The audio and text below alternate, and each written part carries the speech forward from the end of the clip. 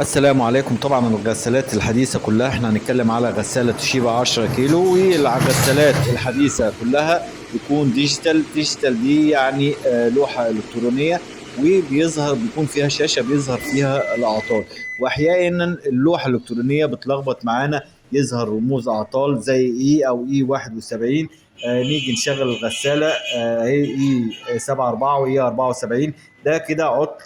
ممكن نحله بإعادة ضبط. ازاي نقدر نعمل إعادة ضبط؟